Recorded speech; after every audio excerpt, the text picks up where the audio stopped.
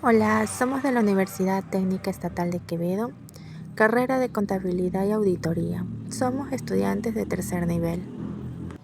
Hoy queremos hablarles sobre los principios de los PCGA y los principios deontológicos del contador.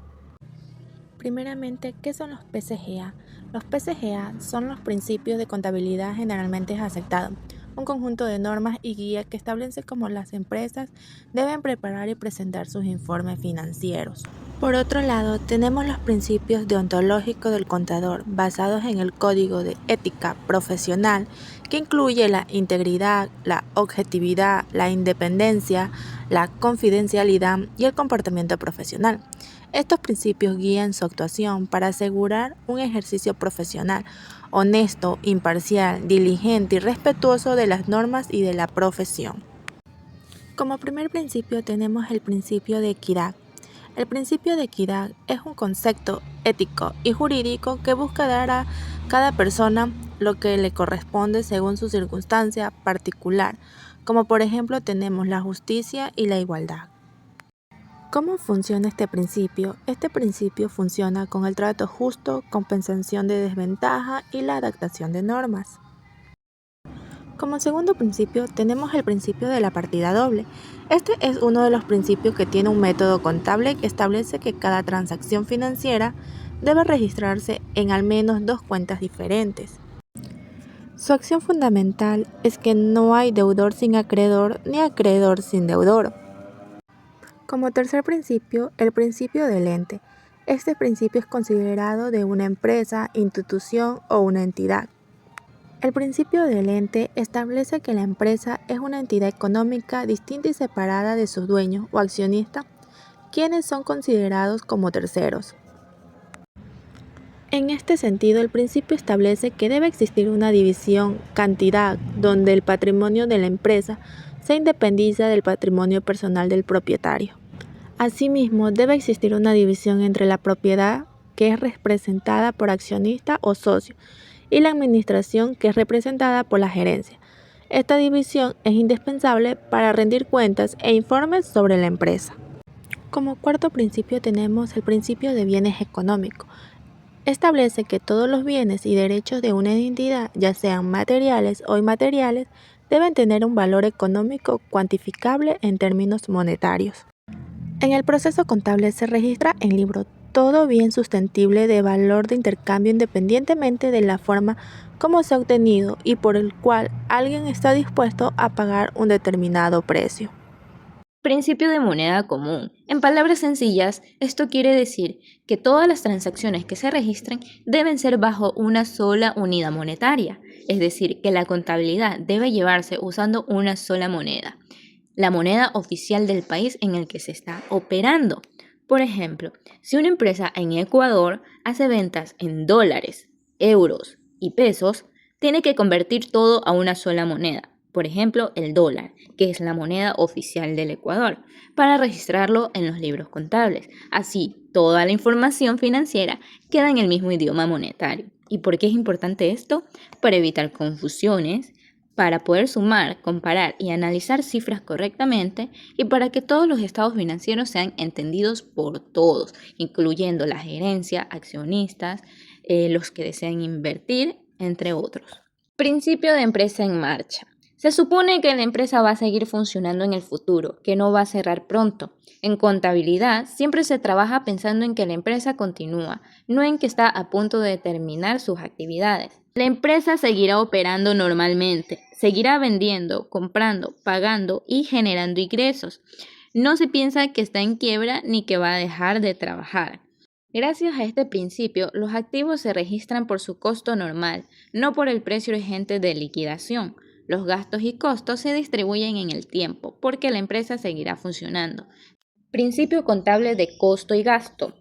Este principio nos dice que en contabilidad es importante distinguir claramente entre costos y gastos, porque cada uno tiene una función diferente dentro del negocio y se registra de manera distinta. El costo es todo lo que la empresa invierte para obtener o producir algo que va a vender a futuro. Es el dinero que se usa para generar ingresos directamente. Por ejemplo, comprar mercadería para vender, comprar materias primas para fabricar un producto, pagar mano de obra que trabaja directamente en la producción, comprar una máquina que se use para producir el producto en específico. ¿Por qué es importante? Porque el costo se recupera cuando tú vendes ese producto. Por otro lado, el gasto es el dinero que la empresa necesita pagar, desembolsar, para poder hacer funcionar. Aunque no produce un producto directamente, es el dinero necesario para operar, pero que no genera ingresos de manera directa. Por ejemplo, los sueldos, el alquiler del local, los servicios básicos como luz, agua, internet, publicidad, transporte administrativo, entre otros. Y es importante porque los gastos no se recuperan vendiendo un producto, simplemente permiten que la empresa siga en su funcionamiento. Principio de periodo contable. Dice que la vida de una empresa se divide en periodos, en meses, en trimestres o años, para poder medir, comparar y registrar sus resultados. Así no se espera hasta que la empresa cierre para saber cómo va, sino que se separa el tiempo para analizarla. Ejemplo, una empresa puede durar muchos años, pero para llevar la contabilidad se corta ese tiempo en periodos iguales. Y así, en cada periodo se hace un balance, un estado de resultados y se analizan las ganancias o pérdidas. ¿Por qué es importante? Porque ayuda a saber cómo va la empresa cada cierto tiempo, comparar un año con otro, los resultados que se han obtenido sin perder la consistencia, cumplir con impuestos y obligaciones. Y por último, tomar decisiones basadas en información actualizada. Principio de vengado.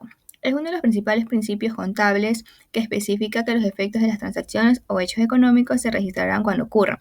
La fecha de vengado corresponde al momento en que se lleva a cabo la transacción y es la que debe considerarse a efectos fiscales. No siempre coincide con la fecha de emisión de la factura, aunque lo habitual es que sí lo haga, que se entiende por método de caja. En contraste con el de vengado, el método de caja es otro criterio contable que reconoce los ingresos y gastos solo cuando se recibe o paga el efectivo.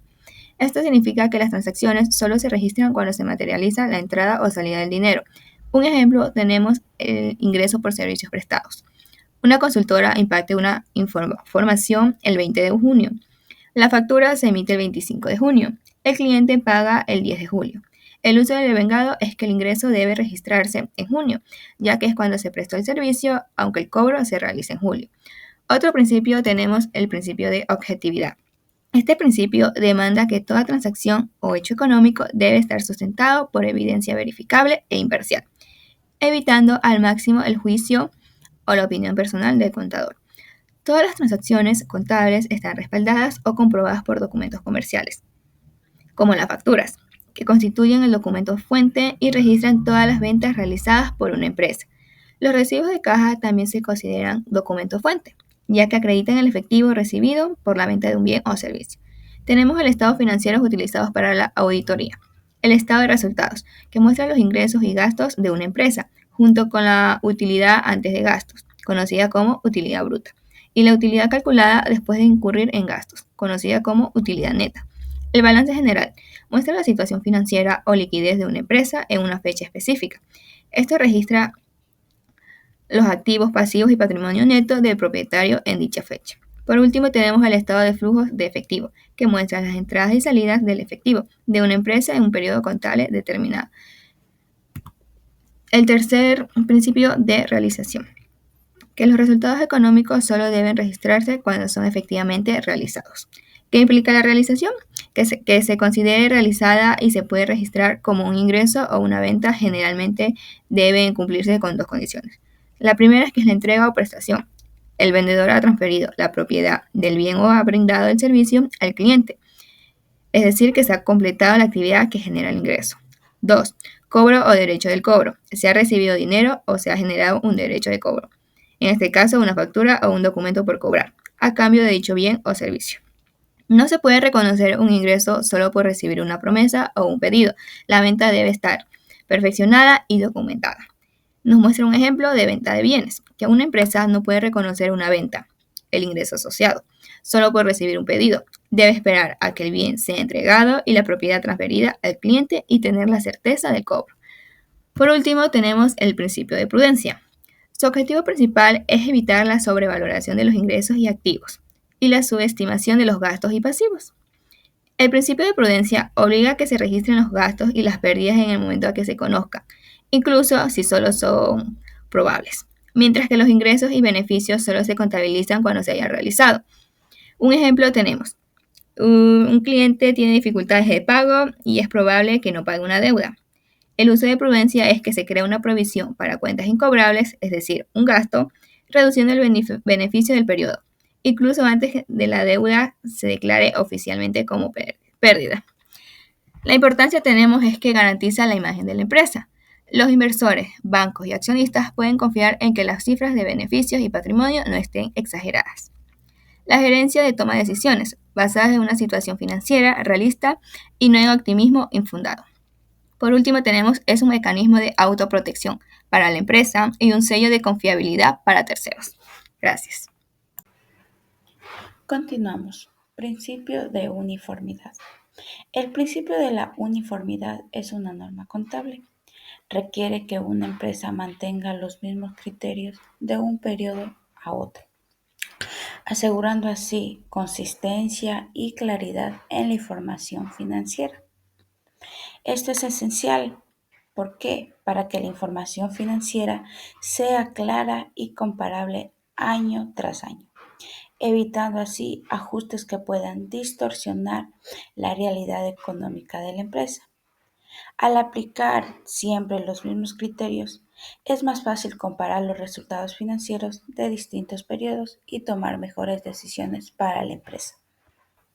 Tenemos el siguiente ejemplo que dice: si una empresa, por decir de calzado, utiliza el método PEPS para valorar sus inventarios, debe seguir usándolo en sus siguientes años. Por decir, si lo cambia a promedio ponderado, debe justificar la razón y explicarlo en sus estados financieros, puesto que no se cambia por sí solo, sino que debe haber motivo y razón por cuál lo cambió. Principio de materialidad.